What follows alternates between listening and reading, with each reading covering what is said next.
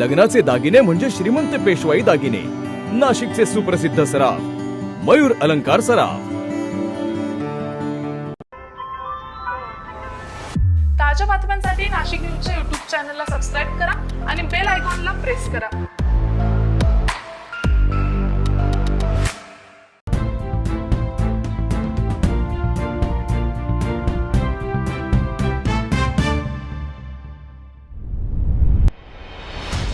अंबड औद्योगिक वसाहतीलगतच्या असलेल्या चुंचाळे घरकुल योजना परिसरात एका रिक्षा चालकानं किरकोळ कारणावरून दुसऱ्या रिक्षा चालकाचा खून केल्याची घटना उघडकीस आली आहे.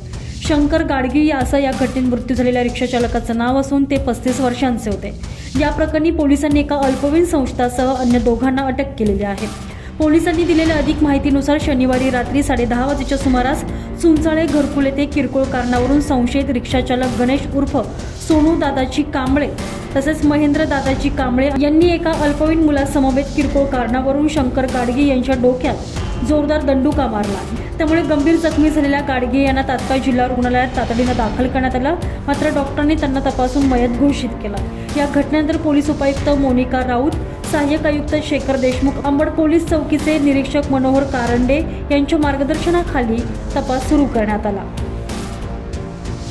पोलिसांनी घटनास्थळी धाव घेत संशयित सोनू कांबळे, महेंद्र कांबळे आणि एका अल्पवयीनास ताब्यात घेतलेला असून या प्रकरणी अश्विनी उर्फ मोना शंकर गाडगीळ यांनी दिलेल्या फिर्यादीवरून संशयितांवर खुनाचा गुन्हा दाखल करण्यात आलेला आहे. या संशयितांना न्यायालयात हजर केलं असता न्यायालयानं त्यांना 16 फेब्रुवारीपर्यंत पोलीस कोठडी सुनावली.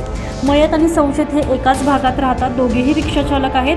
त्यांच्यात नेमका कोणत्या कारणामुळे वाद झाला याविषयीची अधिक माहिती अद्यापर्यंत समोर येऊ शकलेली नसून पोलिसांकडून या प्रकरणाचा कठोर तपास केला जात आहे.